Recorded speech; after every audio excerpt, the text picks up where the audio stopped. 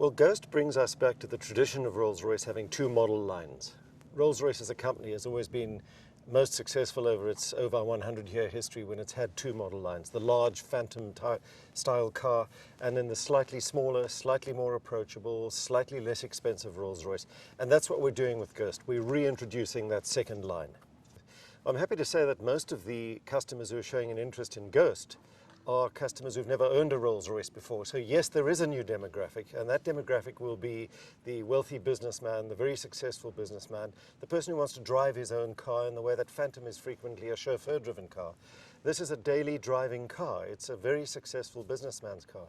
So there is a brand new demographic for the slightly smaller, more approachable Rolls-Royce out there, and the demand has been really very gratifying. Let's go back to 2008 firstly. 2008 was a record year for us, more Rolls-Royces sold than ever before. 2009, of course, was difficult. We came through it somewhat unscathed. We were down 17% at the end of the year, which by the standards of the auto industry was not too bad at all. And now as we introduce Ghost, of course, we're gratified to see a huge uptake on this car. So we're very confident, following the tremendously warm reception that it's had in the media and from our customer base, that this car is going to be enormously successful for us. Any motor manufacturer today who neglects to acknowledge the extraordinary power of the Chinese market does so at their own peril. And for Rolls-Royce, China is going to be an extremely important market in the future, there's no question. The demand for the Phantom out there has been extremely strong, and we anticipate that the demand for the Ghost is likewise going to be very strong in China.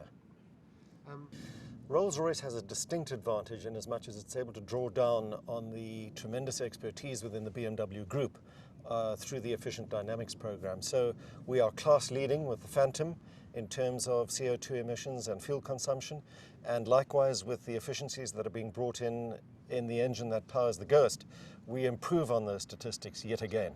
So we attempt to always be class leading. We are 20% more efficient on average than the nearest competitors we have in our segment, and we will be getting better and better.